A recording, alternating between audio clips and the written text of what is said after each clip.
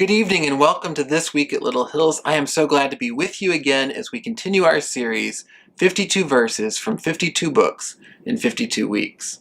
This week we're turning to the book of Ecclesiastes, and there are so many passages, ones that are familiar and beloved in this book. I really wrestled with what we should turn to, but I really think this week that we should turn to Ecclesiastes chapter 3, verse 11, for encouragement for all of us. Let's go ahead and look there right now.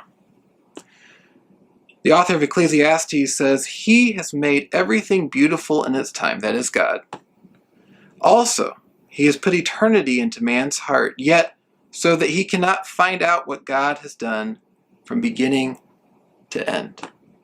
When we look at the short time that we have in this life, we realize that there are so many things we'd like to do, so many things we'd like to experience, so many things we'd like to know, and yet we can't possibly know them all. We can't possibly do them all. It's simply not possible to do it in the time span of a few decades. Even if we live to a very old age, we'll run out of time before we can comprehend even a fraction of what this universe has to be experienced and to know.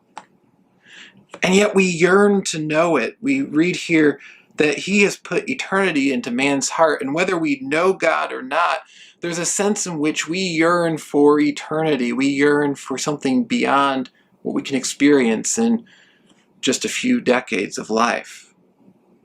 So what does that mean?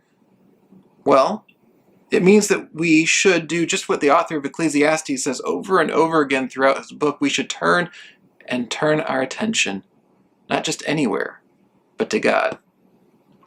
Because we may not be able to know all of eternity in this life. We may not know what God has done from beginning to end in this life, but we can know the one who has done those things. We can know the one who is the author of eternity.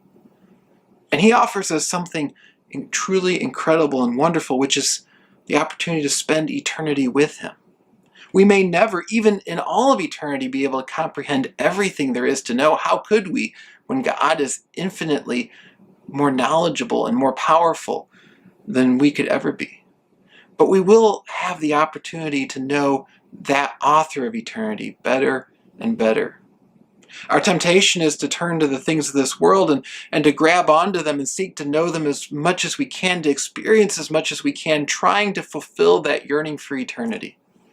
But the true source of that eternity and the true source of an answer to our yearning is the same. It's our God. We're going to be thinking more about that tomorrow night on Steadfast as we continue our series Delighted in God, looking at Psalm 1, thinking about what it means to live a Psalm 1 life in which we flourish by knowing our God better.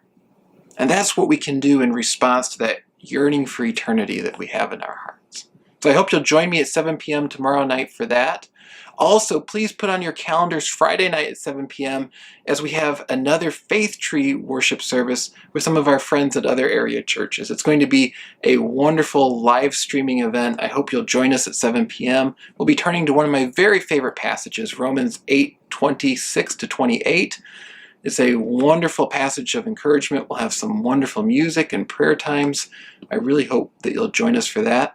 In the meantime, if there's any way I can be praying for you or encourage you this week, please shoot me an email at the email address on screen or leave a comment below and we can encourage and pray for each other. I hope you have a wonderful and blessed week, and I'll look forward to continuing this series with you next week.